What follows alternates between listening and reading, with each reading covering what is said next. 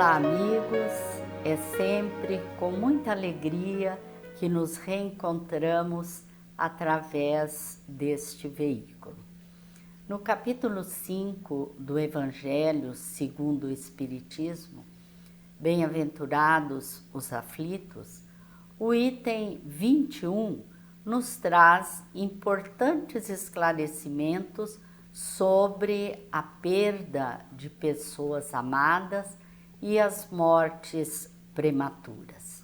São situações com as quais todos nós podemos nos deparar.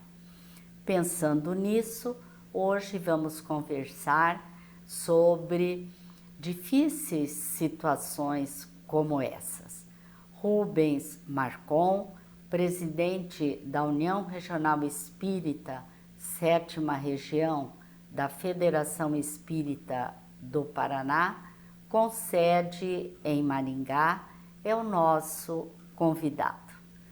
Olá, Rubens, é uma satisfação muito grande ter você mais uma vez conosco.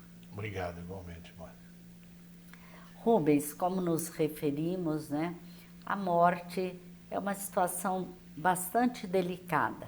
E o Espiritismo nos traz, assim, uma ideia, né, muito confortadora da morte.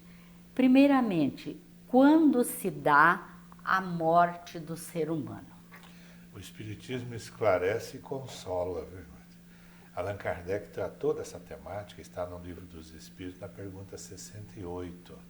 Ele perguntou aos Espíritos Consoladores qual a causa da morte dos seres orgânicos, né? E a resposta é bem simples. Eles disseram esgotamento dos órgãos, né?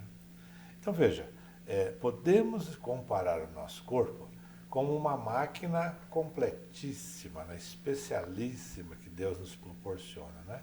Quando essa máquina se desorganiza, consequentemente, a vida se extingue, a vida orgânica, física, né? Então, nesse momento é que o espírito vai desligar-se e dará efetivamente a morte, né?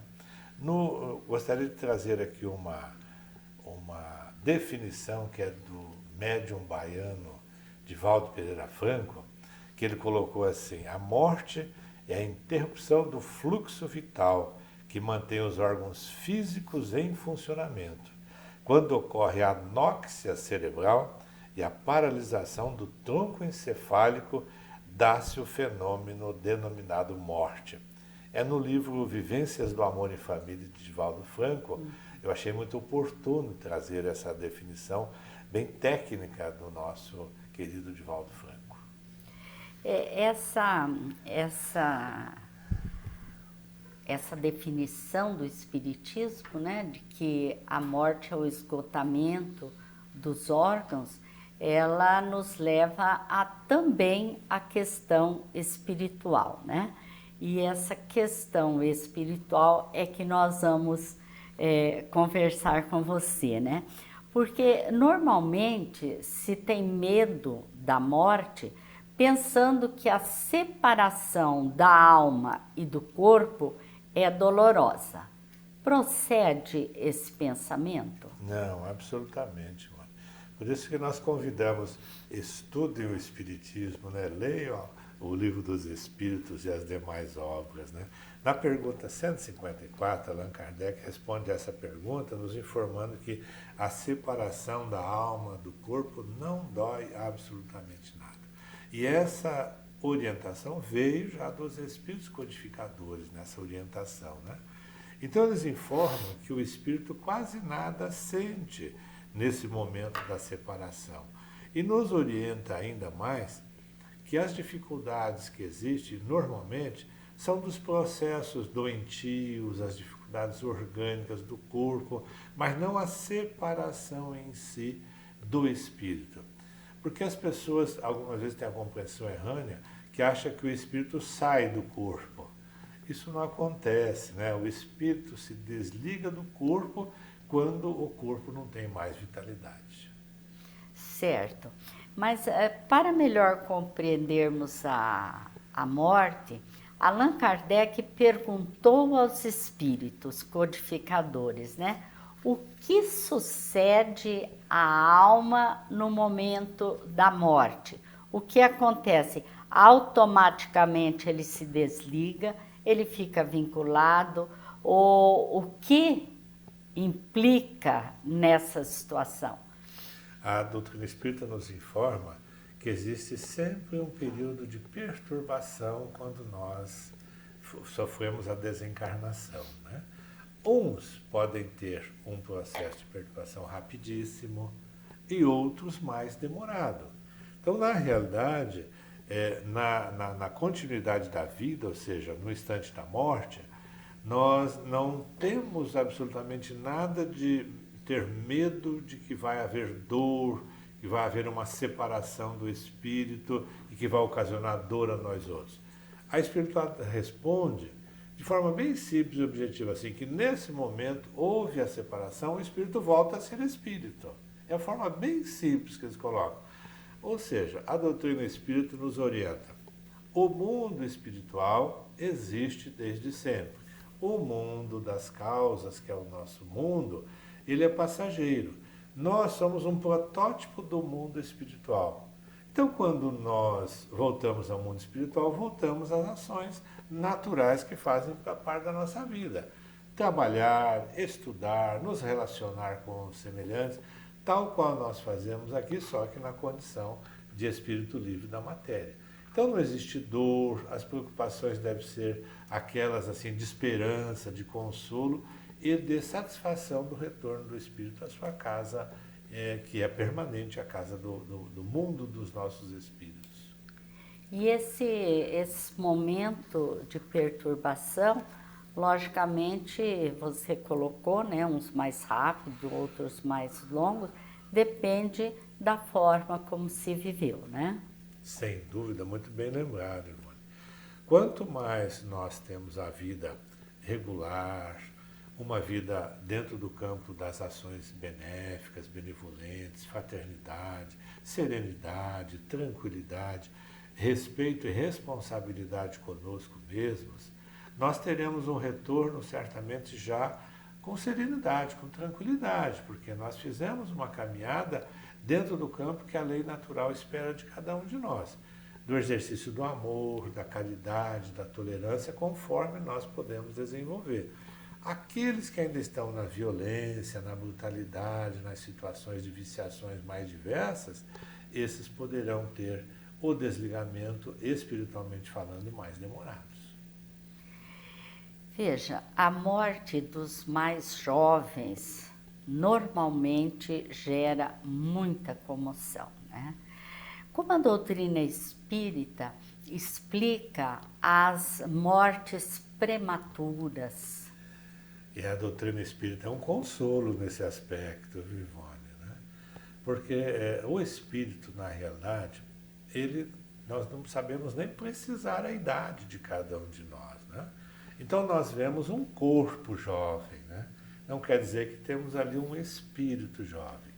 Claro que todos nós observamos no jovem ou na juventude ainda as perspectivas, né, todo um avanço que ele poderia ter na educação, na família, na sociedade, profissionalmente, né? Tudo isso é a perspectiva, sim, de realização para os mais jovens, né? Porém, existe uma programação. Todos nós, ao reencarnarmos, nós não reencarnamos ocasionalmente ou, né, sem querer, qualquer coisa nesse sentido. A programação da espiritualidade, ela é muito bem organizada e nós, se tivermos condições, participamos desse planejamento. Então, como nós temos a lei de causa e efeito, ou seja, como nós estamos transitando em reencarnações sucessivas, existe algumas vezes necessidade de ter uma vida mais breve, pelas próprias conjunturas do processo expiatório ou de provações que nós vamos efetuar. Então, alguns vêm para viver um tempo menor, outros um tempo mediano e outros um tempo maior. É tudo programado pela espiritualidade. A exceção única que existe e que não está na programação é o suicídio, porque esses rompem com a lei divina. Certo. Geralmente, quando acontecem tragédias coletivas, né, a comoção é muito grande.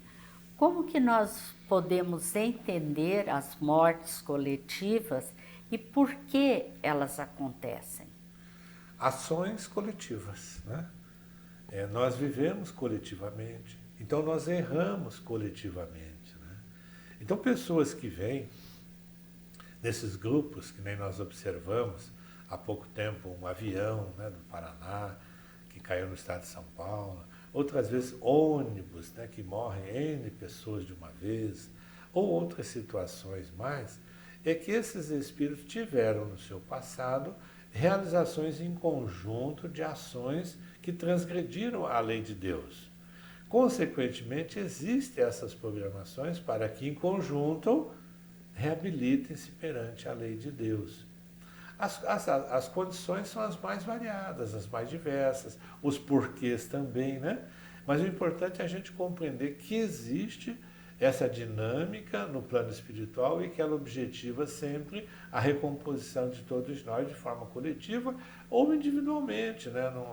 Para a espiritualidade não tem muita diferença se nós estamos vindo sozinhos ou se o processo vai ser coletivo. A necessidade é a recomposição com a lei natural. Então a responsabilidade é múltipla de muitos, né?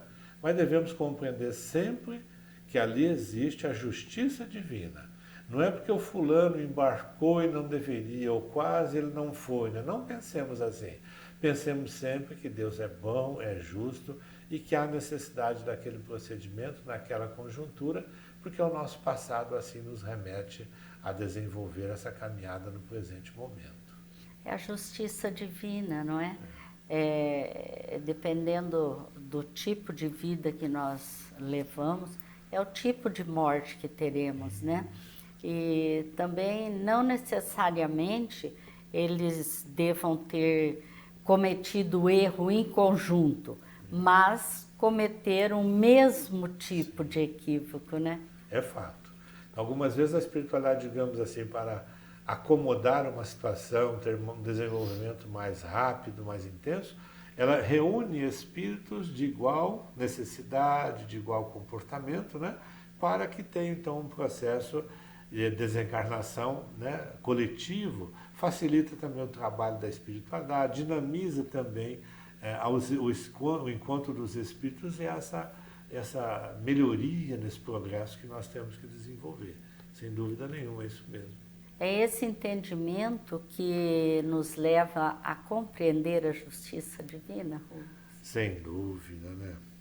O Espiritismo vai nos ensinar sempre que a justiça divina deve ser entendida por nós, justamente que ela vem ao encontro das nossas necessidades, né?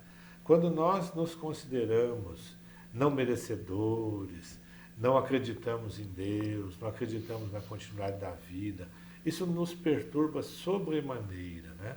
Então, quando nós temos a confiança que Deus é bom, que Deus está no controle, isso faz com que a fé e a esperança renovem em nós que nós vamos estar juntos, vamos nos encontrar, podemos em pensamento, podemos à noite, quando dormirmos, né, estarmos com nossos entes queridos, não sofrermos como muitas pessoas sofrem achando que a separação foi para sempre. Há pessoas que se queixam muito, né, da morte, ficam muitas vezes até doentes pela desencarnação de um ente querido. Qual é a orientação da doutrina espírita para essas pessoas? Em primeiro, Ivone, ao estudarmos a doutrina espírita, nós vamos compreender que a vida do espírito é uma só, né? O nosso ontem, o nosso hoje, o nosso amanhã é de uma vida única das nossas almas, né? O que morre é apenas o corpo físico. O corpo físico é um instrumento que Deus nos dá para que nós possamos desenvolver a nossa evolução. O Espiritismo nos orienta, e os espíritos amigos, que nós devemos nos desenvolver intelectualmente e moralmente. Então, estando na Terra, o processo reencarnatório tem esse campo de expiação, quando nós precisamos, entre aspas, pagar contas em relação à lei divina, né? e progredir. O progresso é sempre na relação harmoniosa, no exercício do perdão, no exercício da caridade, da fraternidade, da benevolência, né? Esta é a razão da vida, isso é o que nos sustenta, não ficando então em desespero, em desarmonia conosco mesmos. Certo. E qual é a importância de nós desenvolvermos a compreensão da imortalidade da alma e a fé no futuro? Qual é o benefício para nós, Rubens? Tranquilidade, serenidade, paciência, resignação, né? Todos nós que acreditamos em Deus, na fé do futuro, né? Vivemos uma vida muito mais dentro do campo do segundo mandamento. Porque Jesus, estando conosco, ele nos disse, olha, ame a Deus, né, acima de tudo. Mas ele nos disse, ame o próximo como a você mesmo, né? Então, quem tem esse comportamento na Terra, está amando, está desejando o bem, está proporcionando o bem-estar ao outro, ao próximo, e, consequentemente, essa compreensão de que a vida tem uma continuidade, que ela não perece no túmulo, né? Aliás, Allan Kardec, desde 1857, com o advento do Livro dos Espíritos, ele abriu, né, as lápides dos túmulos e mostrou, olha, aqui não tem ninguém não, o espírito continua a sua vida. Vamos pensar no espírito como um ser imortal e que está progredindo continuamente. Nós nos referimos várias vezes, né, à preparação para a morte. Afinal, existe como nos prepararmos para a morte? De que forma, Rubens? Vou lembrar aqui de Valdo Pereira Franco, esse médium mineiro muito querido por nós, que ele tem como espírito guia Joana de Ângeles, né? Então, um dia, Joana de Ângeles disse para o médium Divaldo Franco, para que ele, então, pedisse a Deus para que tivesse uma boa morte. E ele brincou com o espírito de Joana, mas minha irmã, como é que pode ter uma boa morte, né? Porque nós consideramos sempre que a morte é uma coisa ruim, né? E ela explicou, tem sim, Divaldo, a boa morte é quando nós fazemos e estamos projetando na vida boas ações, né? Estamos em paz, em harmonia, lutando na família, no trabalho, na saúde, né? Em todos os eventos, na religião, na sociedade, né? Estou envolvido em preces, orações, estou integrado com o universo espiritual, com Jesus e com o Criador, né? Então esse é um bom momento, esse é o preparo para a morte. E ela disse, o contrário é que não deve ser feito. Se eu estou em desavença, em viciações, em perturbações, em brigas, esse é um mau momento para a morte, porque a perturbação espiritual será grande. Então, façamos este processo em que o Espírito Joana de Ângeles nos convida. Tenhamos a vida com serenidade, com tranquilidade, com confiança, que certamente a morte será uma passagem muito serena, muito tranquila. Nada é tão importante quanto isso, não é? Porque é a única certeza que nós temos, não é, Rubens? É a única certeza. Nascemos, vamos morrer. É verdade. O que algumas vezes as pessoas, se não grande parte delas, têm dificuldade na compreensão, é porque os ensinamentos religiosos não trazem para eles a confiança que a doutrina espírita traz, né? É o medo que vai sofrer numa conjuntura eterna, que vai ter essa situação, aquela outra, né? E a doutrina espírita não, ela é de esperança e consolações conforme Jesus nos trouxe, né? Deus é Pai, Deus é amor, Deus é justiça, Deus ama, Deus não pune. Então nós, ao retornarmos ao mundo dos espíritos, estaremos dentro da conjuntura que nós desenvolvemos. Se ela é de paz e harmonia, estaremos em paz e harmonia. Se ela é de desavença, certamente as dificuldades serão nesse entorno. Mas tenhamos certeza que a beleza da vida é a continuidade e a perenidade da nossa vida espiritual. Esse assunto é muito importante, né? A própria educação que nós recebemos, né?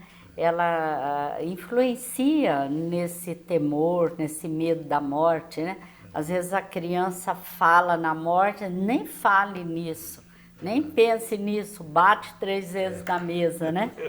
E então é preciso que ela seja passada para os nossos filhos, para os pequenos, de uma forma natural. É o que você disse, né? A orientação espírita. Rubens, muito obrigada mais uma vez. Foi muito importante conversarmos sobre esse assunto. Eu que agradeço, Ivone. Obrigada a todos vocês que estão conosco, que nós possamos estar juntos em outras edições e os nossos votos de muita paz.